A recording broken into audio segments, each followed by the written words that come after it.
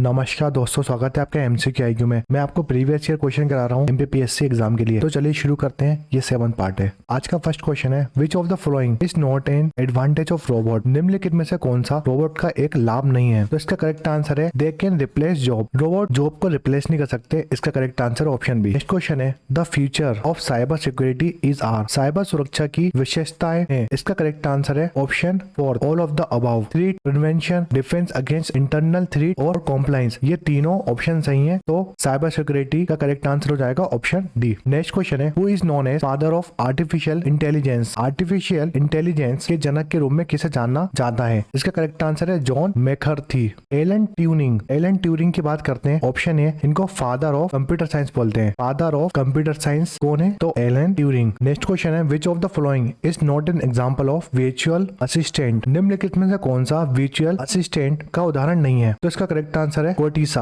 Option D. Important virtual assistant बताता हूँ, जैसे एलेक्सा वर्चुअल असिस्टेंट है अमेज़न का। गूगल असिस्टेंट गूगल का वर्चुअल असिस्टेंट है। फिर जो श्री है वो एप्पल की वर्चुअल असिस्टेंट है। माइक्रोसॉफ्ट कोर्टाना माइक्रोसॉफ्ट का वर्चुअल असिस्टेंट है। और बिक्स बाय सैमसंग का वर्चुअल असिस्टेंट है। अब यूनिट 10 से जो क्वेश्चन आए थे वो बताता हूँ आपको। कमीशन है यूनिट 10 का नाम। नेक्स्ट क्वेश्चन है, who presides over the committee constituted for the appointed member of state human right commission. राज्य मानव अधिकार आयोग के सदस्यों की नियुक्ति हेतु गठित समिति की अध्यक्षता कौन करता है? देखिए ये क्वेश्चन बहुत ध्यान से सुनिएगा। स्टेट ह्यूमन कमीशन की बात कर रहा है। जो वो कमेटी बनती है ना, उसकी अध्यक्षता कौन करता है? तो आप चीफ मिनिस्टर लगाएंगे। अगर क्वेश्चन आता है स्टेट ह्यूमन कमीशन का जो चेयरमैन होता है ना, चेयरमैन को अपॉइंट कौन करता है? तो गवर्नर अपॉइंट करता है। मगर वो कमेटी बनती है ना, जो कमेटी बनती है गवर्नर बनाता है, उसके प्रेसिडेंट कौन होते हैं या उसकी अध्यक्षता कौन करता है? वो चीफ मिनिस्टर करता है। देखिए ह्यूमन राइट कमीशन की बात करते हैं तो 3 ह्यूमन राइट कमीशन होते हैं। एक नेशनल लेवल में होता है नेशनल ह्यूमन राइट कमीशन, एक स्टेट ह्यूमन राइट कमीशन और एक ह्यूमन राइट कोर्ट जो कि डिस्ट्रिक्ट लेवल में होता है। तो जो नेशनल ह्यूमन राइट कमीशन है या यूनियन या सेंट्रल गवर्नमेंट का बोल दीजिए आप, तो उसका हेडक्वार्टर कहाँ पर है? दिल्ली में। ये बना था 12 अक्टूबर 1993 में। बहुत इंपॉर्टेंट डेट है। और सेक्शन था 3rd। इसका सेक्शन है नेशनल ह्यूमन राइट कमीशन का सेक्शन 3rd। ये स्टैट्यूटरी और नॉन कॉन्स्टिट्यूशन बॉडी है इंडिया की। इसमें कितने मेंबर है? इसमें 13 मेंबर है, जिसमें से एक चेयरमैन, एक ऑफिस ऑफ मेंबर है 7 और अदर मेंबर 5 हैं। याद रखो, इंपॉर्टेंट क्वेश्चन है। टेन्योर की बात करते हैं तो 3 साल टेन्योर होता है या एज होती है 70 साल तक आप रह सकते हो इस पोजीशन में। फिर स्टेट ह्यूमन राइट कमीशन की बात करते हैं जिसका हेडक्वार्टर भोपाल में। स्टेट की बात करते हैं Madhya Pradesh human right commission की बात कर रहा हूँ मैं, जिसका हेडक्वार्टर भोपाल में है। 13 सितंबर 1995 में बना था मध्य प्रदेश का स्टेट ह्यूमन कमीशन। सेक्शन कौन सा है? बहुत इंपॉर्टेंट है, 21 सेक्शन के अंदर आता है और ये भी स्टैट्यूटरी और नॉन कॉन्स्टिट्यूशन बॉडी है। इसमें कितने मेंबर है? इसमें टोटल 3 मेंबर है, जिसमें से एक चेयरपर्सन होता है और 2 अदर मेंबर होते हैं। टेन्योर की बात करते हैं तो 370, इसमें भी यही है, 3 साल या 70 ईयर एज हो जाएगी तो आप रिटायर हो जाओगे। फिर ह्यूमन राइट कोर्ट की बात करते हैं जो 1993 में बनी थी। Section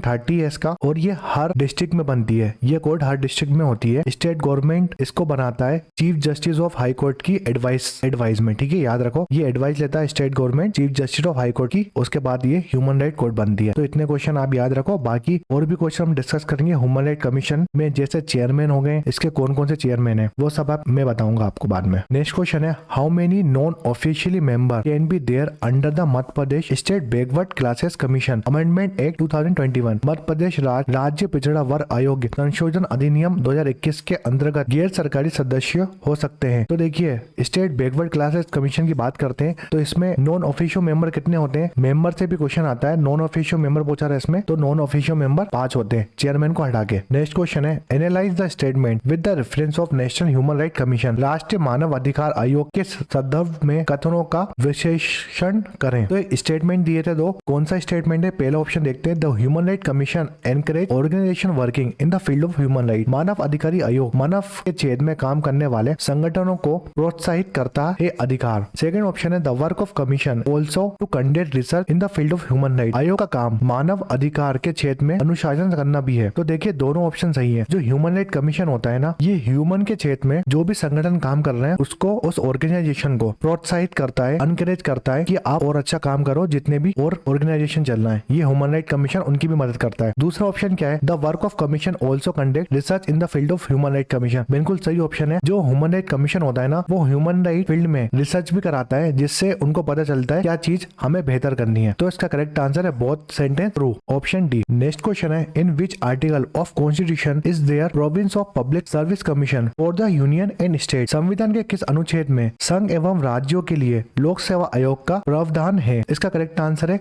article 315। देखिए पब्लिक सर्विस कमीशन की बात करता हूँ तो दो टाइप के पब्लिक सर्विस कमीशन होते हैं। एक तो स्टेट में होता है, जैसे अपनी स्टेट की बात करता हूँ तो Madhya Pradesh public service commission, जिसको MPPSC बोलते हैं हम, ठीक है। और अगर मैं सेंट्रल की बात करता हूँ तो वो होता है UPSC, union public service commission. इन दोनों कमीशन से क्वेश्चन आते हैं और ये दोनों कॉन्स्टिट्यूशन बॉडी है। बहुत इंपॉर्टेंट क्वेश्चन है, दोनों कॉन्स्टिट्यूशन बॉडी है, हमारे संविधान में लिखी है। तो UPSC जो यूनियन पब्लिक सर्विस कमीशन है वो बना कब था? वो 1 अक्टूबर 1926 में बना था और बहुत इंपॉर्टेंट डेट है ये। पार्ट 14 में आता है, सेक्शन आता है इसका सेक्शन 96C या सब सेक्शन 2, ठीक है। बहुत इंपॉर्टेंट क्वेश्चन बता रहा हूँ, ये सब एग्जाम में आते हैं। जो UPSC के चेयरमैन होते हैं उसको अपॉइंट करते हैं प्रेसिडेंट, और उसी चेयरमैन को रिमूव कौन करता है? वो भी प्रेसिडेंट करते हैं। आर्टिकल याद रखो, जो हमारा पब्लिक सर्विस कमीशन है, चाहे वो UPSC हो या MPPSC हो, उन दोनों का सेम आर्टिकल है। 315 से लेकर 323 तक जो हमारा पब्लिक सर्विस कमीशन है उसका आर्टिकल है 315 से लेकर 323 तक। बहुत इंपॉर्टेंट क्वेश्चन है, यही क्वेश्चन आया था एग्जाम में। टेन्यूर की बात करता हूँ मैं तो 65 मैक्सिमम है और 6 ईयर, 6 साल बाद आप रिटायर कर दोगे या तो आप 65 साल के हो जाओगे तो आपको रिटायरमेंट दे दिया जाएगा। तो इतने क्वेश्चन बनते हैं। एक क्वेश्चन ये आता है कि फर्स्ट चेयरमैन कौन थे UPSC के? तो रोज बारकर इसके फर्स्ट चेयरमैन थे। मैं MPPSC की बात करता हूँ, Madhya Pradesh public service commission, जो बना था 1 नवंबर 1956 में, जब मध्य प्रदेश बना था उसी दिन बना था ये। सेक्शन 118(3) ये सेक्शन बहुत इंपॉर्टेंट है। जो चेयरमैन होते हैं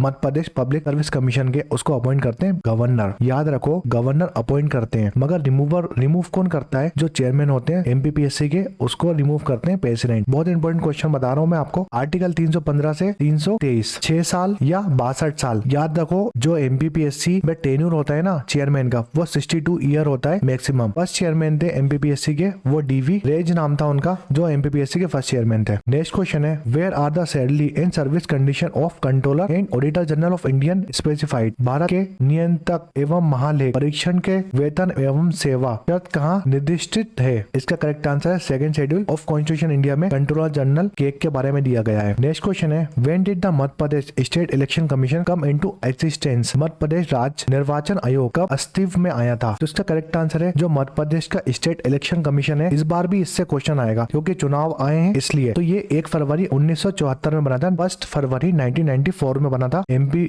मध्य प्रदेश का स्टेट इलेक्शन कमीशन। इस बार भी इससे जरूर क्वेश्चन। देखिए इलेक्शन कमीशन की बात करते हैं, मैं इलेक्शन कमीशन से जितने भी क्वेश्चन बनते हैं वो सब बताऊंगा आपको, क्योंकि इस बार 100% इससे एक क्वेश्चन आएगा MPPSC में। इलेक्शन कमीशन ऑफ इंडिया की बात करते हैं हम। इलेक्शन कमीशन ऑफ इंडिया बना था 25 जनवरी 1950 में बना था। ये कौन से पार्ट के अंदर आता है? 15 पार्ट के अंदर आता है। आर्टिकल 224 से लेकर 229 तक। बहुत इंपॉर्टेंट पॉइंट्स हैं, एक हर पॉइंट इंपॉर्टेंट है अपने आप में। इलेक्शन कमीशन के जो चेयरमैन होते हैं उसको अपॉइंट करते हैं प्रेसिडेंट। तो इलेक्शन कमीशन ऑफ इंडिया में एक होते हैं चीफ इलेक्शन कमीशन और उनके साथ 2 अदर इलेक्शन कमीशन मेंबर होते हैं, ठीक है। एक होते हैं चीफ इलेक्शन कमीशन। तो अभी की बात करूंगा तो चीफ इलेक्शन कमीशन कौन है? प्रेसिडेंट की बात करता हूँ तो 25th चीफ इलेक्शन कमीशन है इंडिया के। प्रेसिडेंट 2023 की बात बता रहा हूँ मैं आपको, वो है राजीव कुमार। और 2 जो इलेक्शन कमीशन है, 2 मेंबर है इलेक्शन कमीशन के, ठीक है। इलेक्शन कमीशन 2 कौन है? वो है अनूप चंद्र पांडे और दूसरे अरुण गोयल